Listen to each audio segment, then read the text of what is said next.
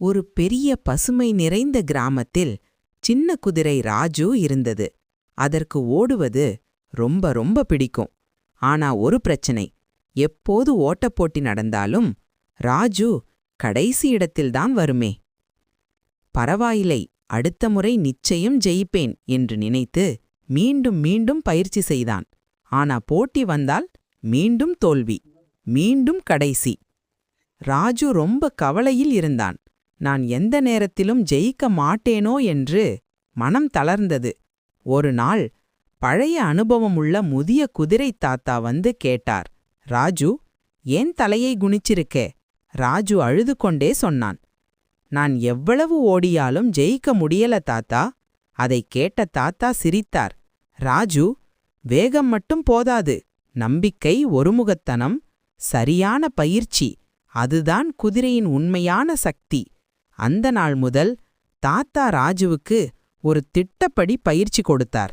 தினமும் காலை ஓடுதல், மூச்சை கட்டுப்படுத்தி கற்றுக்கொள்வது, தடைகளை தாண்டி பயிற்சி, ஓடும்போது பயப்படாமல் முன்னே பார்க்கும் பழக்கம், மிக முக்கியம், என்னால் முடியும் என்ற நம்பிக்கை. இது எல்லாம் தினமும் நடந்தது.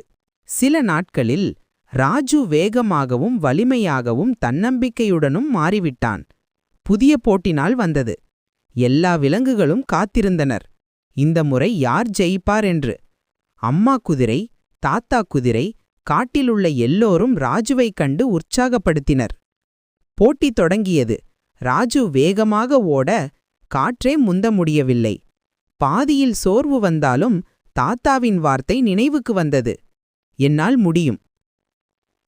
ஒரு பெரிய தாண்டல், ஒரு கடைசி வேக ஓட்டம். ராஜு முதலிடத்தை பெற்றுவிட்டான். காடு முழுக்க கைத்தட்டல். அம்மா அழுது கொண்டு ராஜுவை தழுவிக்கொண்டார். தாத்தா சொன்னார், ராஜு, நீ வென்றது வேகத்தால் இல்லை, உனது மனதைரியத்தால். அதன் பின்னர் ராஜு எல்லோருக்கும் ஒரு உதாரணமானான். தோல்வி என்பது முடிவு இல்லை, முயற்சியின் தொடக்கம். சின்னம்மா உங்களுக்கு வீடியோ பிடிச்சிருந்தா ஷேர் பண்ணுங்க, சேனல் சப்ஸ்கிரைப் பண்ணுங்க.